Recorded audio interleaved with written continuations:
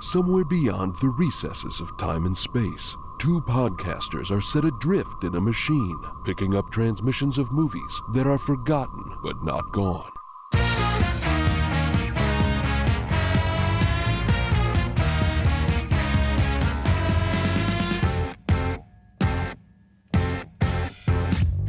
Welcome to Movie Memory Machine 5-4, the mini-series where we bring you 5 films thematically related to the movie we're talking about on the main feed. Today we're talking War Horse. I am your host, Landen Solano, joined always by my co-host, Truman Caps. Truman, it's good to see you. Yeehaw, Landon, it's good to be seen. I'm realizing yeehaw is more of a cowboy word, and it's interesting because this movie, for how much it's about horses, has no cowboy vibes to it.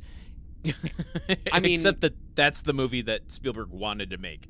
I mean, which is like, why he's didn't literally he just... quoting John Ford in this movie.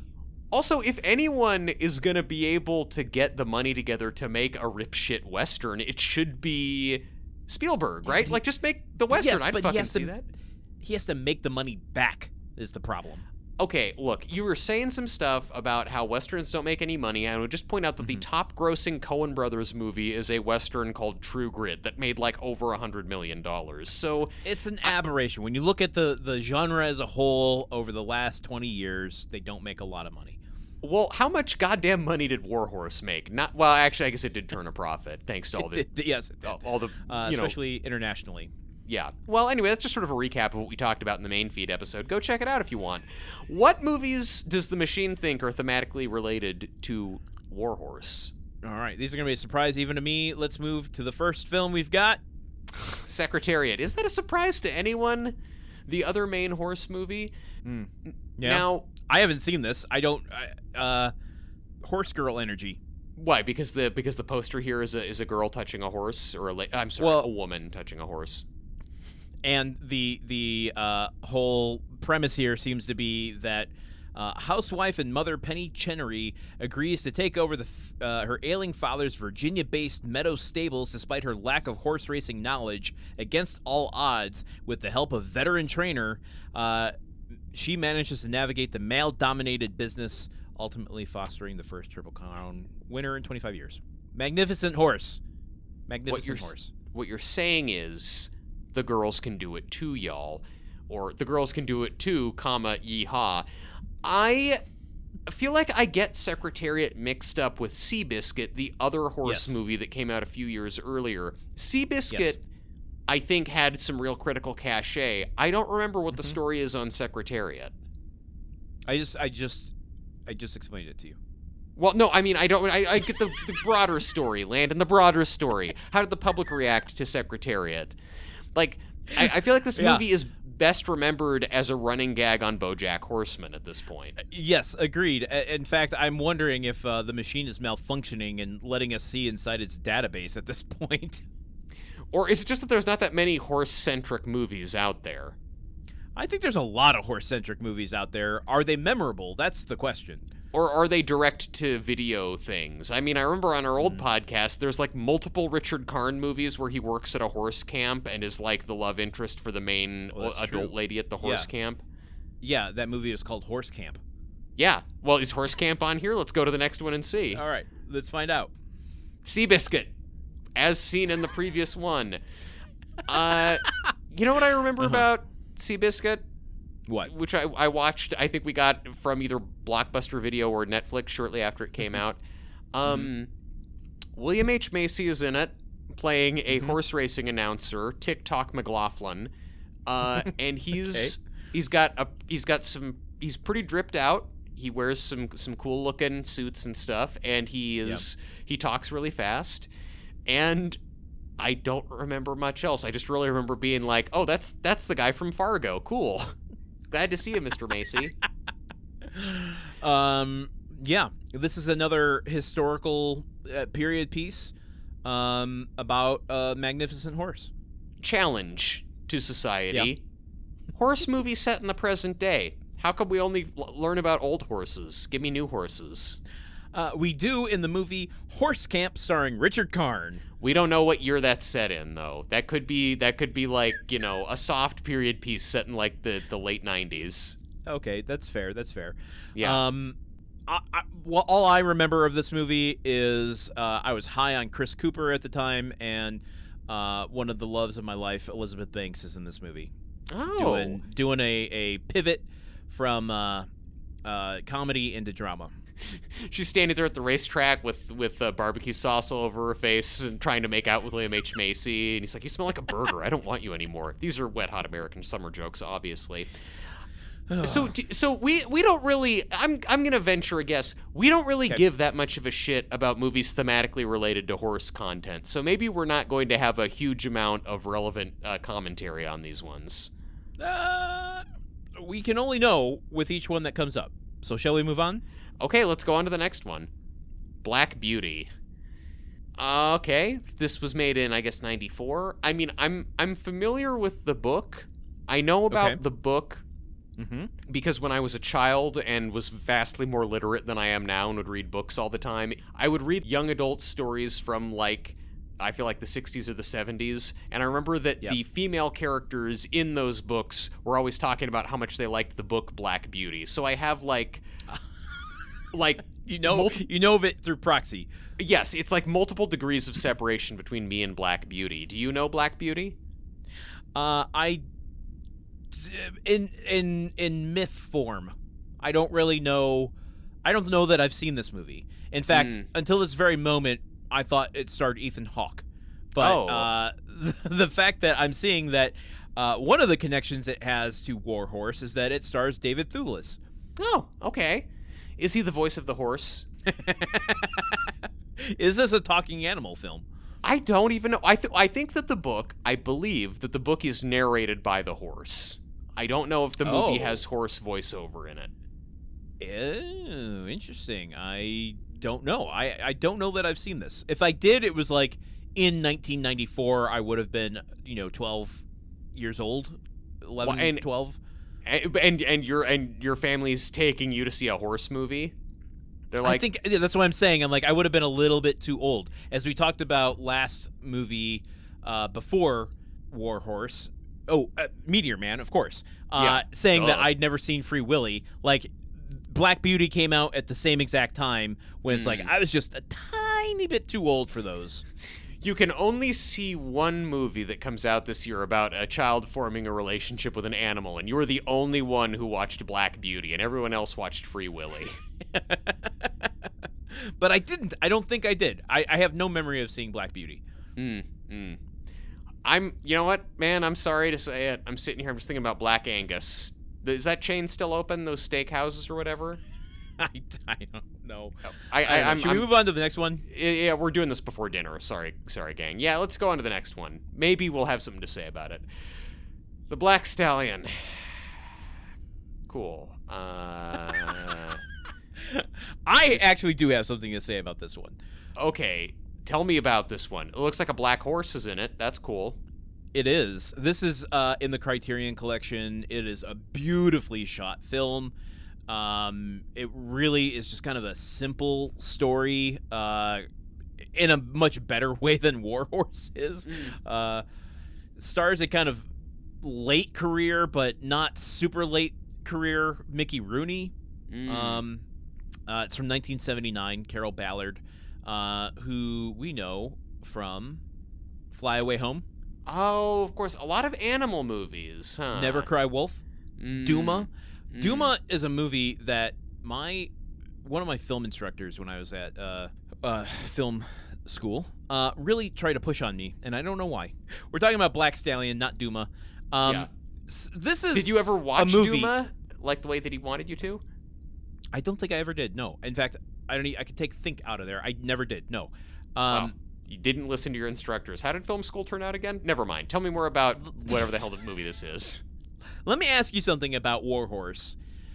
We talked a little bit about the majesty of horses and stuff on that episode. Yeah. Do you feel like it captured the kind of beauty of horses or the majesty of horses in its depiction of horses, its movement, its place in the surroundings and nature? No, I guess not really. Yeah, I don't know. I feel like other movies I've watched, I'm looking at the horses running and I'm like, wow, a horse, like, I understand why the first thing ever filmed was a horse running. Like, it looks kind of cool when they do that, but I didn't get that in War Horse.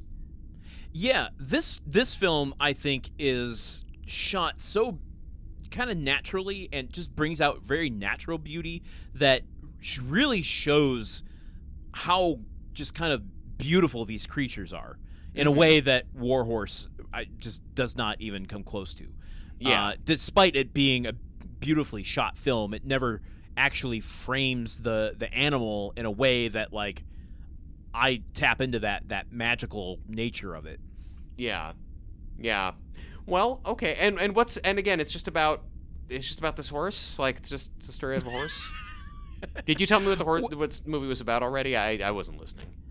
I did not. It's kind of, it's a training film, kind of, trying to find this horse. Not trying to find the horse. Trying to train this horse to go up against some really, really horses that have reputations for being the fastest in the world, and it's kind of this. But when I say that, it sounds like a lot of the other Disney sort of underdog kind of sports films, and it's not really that. Mm-hmm. This is kind of before that sort of Disneyfied way of telling that story exists.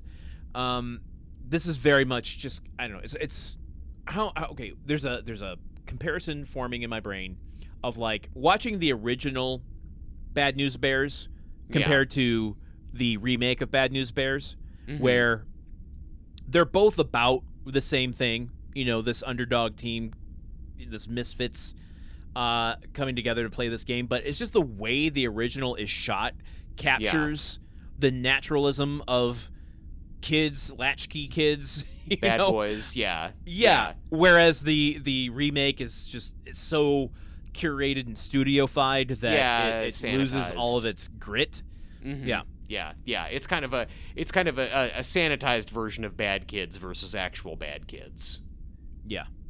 Right. Exactly. So Black Stallion falls more in the former. It's just capturing really natural beauty. Great. Okay. But not Black Beauty. That's a different one. That's a different movie. We already covered that one. Okay, gotcha. Should we move on to our last film? Let's finish it out. All right. You think it's going to be a horse movie? Probably. No Man's Land. Interesting. Here I was wondering if we were going to get Nope, the Jordan Peele movie where he rides a horse. Yeah. Oh, yeah. Machine could have served us up something good. This isn't the John Lennon movie about war, right? No, this is from 2001. Correct. Yes, he was very gone at this point. Yeah. Oh, why? What happened? Was there something tragic? No. I've never heard of No Man's Land. What's No Man's Land? No Man's Land is a fascinating anti-war film, and when you strip back the roles we play in war, and you just look at each other as humans and have to work together, how much more in common we have with each other than we do differences. And the premise is really, it's this humanistic story, but told through one of the most, like, pulse-pounding premises you can imagine, which is two people from opposite ends of this war get stuck in no man's land when there's three men. One of them gets stuck on top of a landmine. Oh, and God. if he moves, he's going to blow everyone up. I don't know, but the thing is, like, it's been so long since I've seen this movie, I couldn't remember why the person from the opposite side of the line stays. Why is he stuck there? Yeah.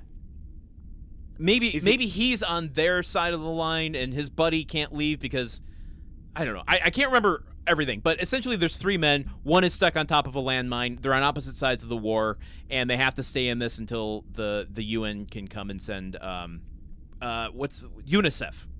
Sending some sort of a rescue in there to get them out, essentially.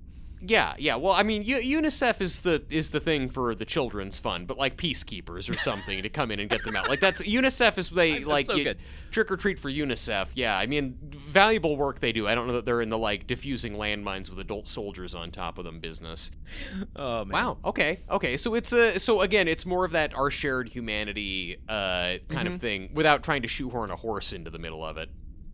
This is that sequence at the end of the film between Toby Kebbell and the German soldier, both getting Warhorse out of the barbed wire, but only without the horse.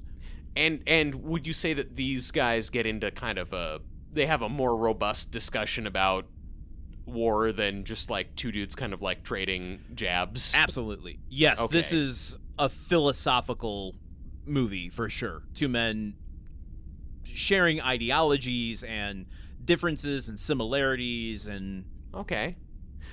Look, honestly, I haven't been super plugged into a lot of these, but the fact that there's a movie without a horse in it is really refreshing to me. That interests me. I've had too much horse. I understand. Well, those are 5 films for Warhorse, 4 horse, 5 4 horse. There you go. I've exhausted all my wait. If we got more of the backstory on Joey Warhorse, it would be called Lore Horse. There you go. That's all I got. Okay. And if they had started a bonfire in no man's land and had some marshmallows, they could make some s'more horse. Oh, okay. And you know what? I've been sitting up in my chair recording for so long that my back is sore horse. So maybe we should start to wrap this one up, huh? What do you say? Yes, I think so. So join us here on Friday when we cover a whole new film. Until then, for Truman Caps, I have been Landon Solano. And for Landon Solano, I've been Truman Caps. See you later. Movie Memory Machine is part of the Gruntwork Podcast Network. Join our Patreon at patreon.com/gruntworkpod to keep the machine running. Theme song by Porky's Groove Machine. Rate us on Apple Podcasts or wherever you listen. For more information on today's show, visit moviememorymachine.com.